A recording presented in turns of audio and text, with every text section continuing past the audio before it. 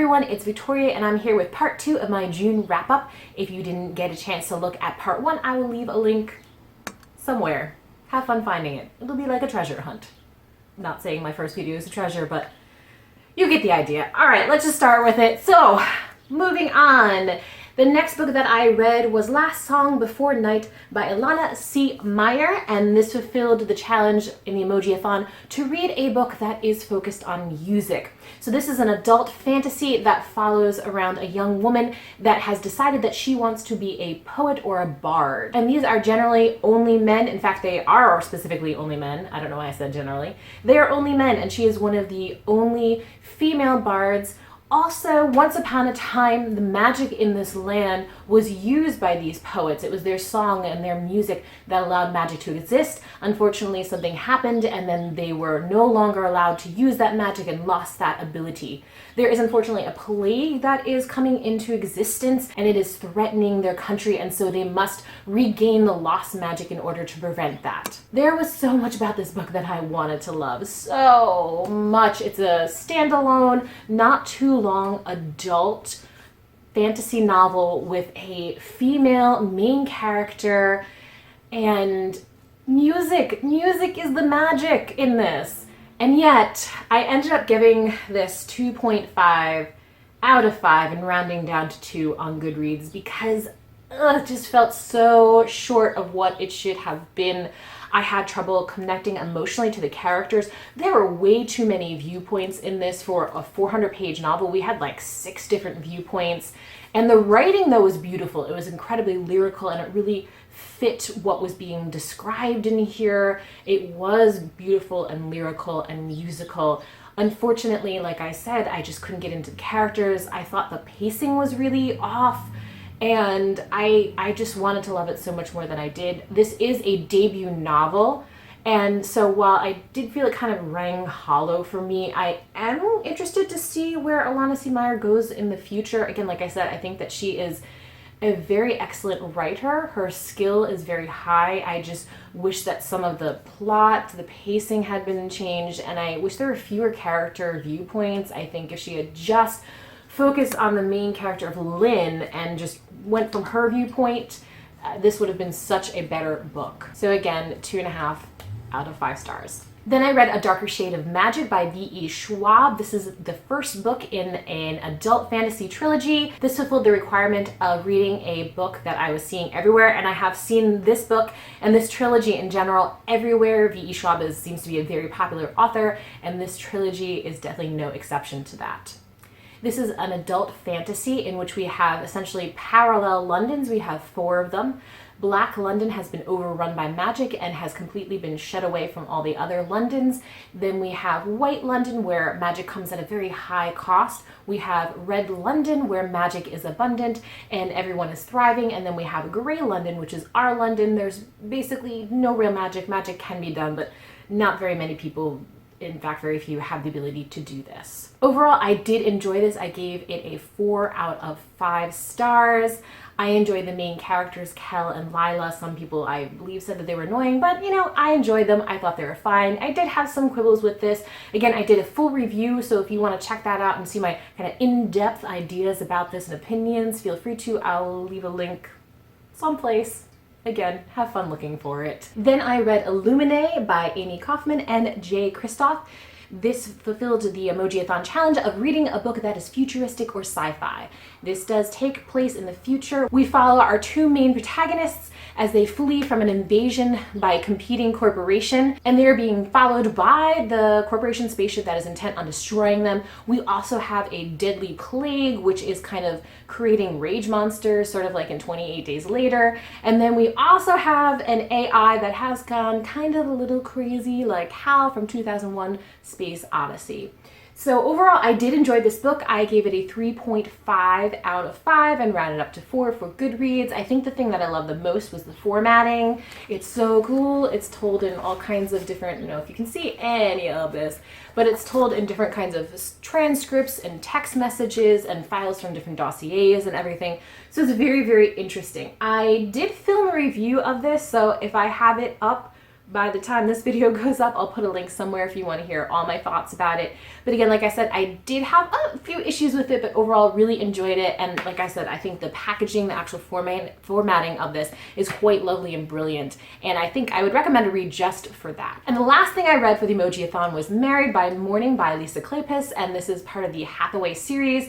So this is a wonderful book. It is a hate to love relationship, and it really is a hate to love relationship. This was actually a reread for me, and the first time I gave it 4 out of 5, and again, the second time I again gave it 4 out of 5 stars.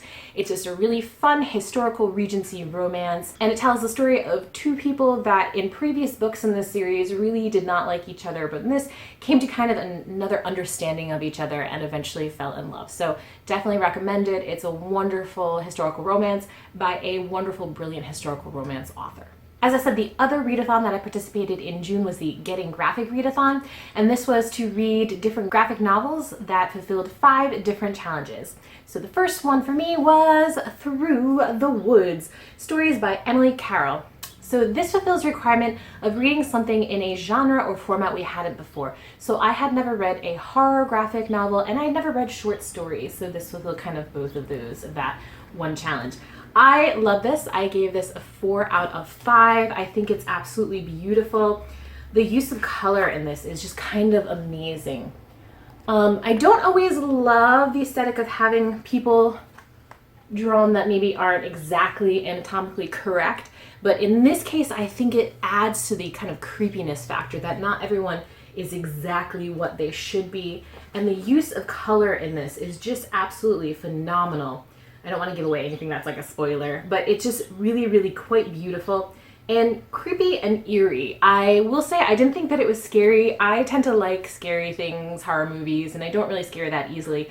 So to me, this was just very atmospheric, and if you are a person that maybe wants to get into something a little spooky but are kind of afraid, I would suggest this. I don't think this was too creepy. In fact, I think this is actually published by a YA imprint publisher. I'm not sure. So I think this is intended for not super adult, but I think it was just really, really lovely and wonderful and can't recommend it enough. Then I read The Wicked and the Divine, Volume 1. That's the Faust act. Get it? Like the first act. Funny. By Gillian McLeod, Wilson, and Callis. This was fantastic. I had heard some mixed things about this, that it was kind of confusing. I didn't think that at all. Overall, this aesthetic is absolutely my thing. It's absolutely gorgeous, the art in this. I'm trying to find something that isn't spoilery. Just look at that. So beautiful. I definitely enjoyed the story. Essentially what happens if you have gods that are reincarnated into the bodies of teenage mortals once every 90 years, and then they live for I think 2 years and they die. And we essentially follow the story of Lucifer, or Lucy, and the kind of situation that she finds herself embroiled in. Essentially she's accused of murder. She kind of has a teenager that is a huge super fan and becomes friends with her, and we follow this mystery throughout. I didn't think it was confusing. I think Google's your friend. I think some of the confusion that came in maybe was because you weren't familiar with the gods or anything like that, and I wasn't super familiar, but a Google search or just kind of reading between the lines, you can kind of infer that, oh, gods have different aspects and stuff like that. So I don't think it's that confusing. Again, like I said, I really enjoyed this and ended up giving it a 4 out of 5 and definitely want to continue on the series. Oh, I forgot to mention that this fulfills the challenge of reading a book or a graphic novel in a series that you have not before, and this is the first in the series. The next thing that I read for the Getting Graphic readathon was the Super Mutant Magic Academy by Jillian Tamaki. I really enjoyed this a lot. I gave it a 4.5 out of 5 stars. And this book fulfills the requirement of reading a book in black and white.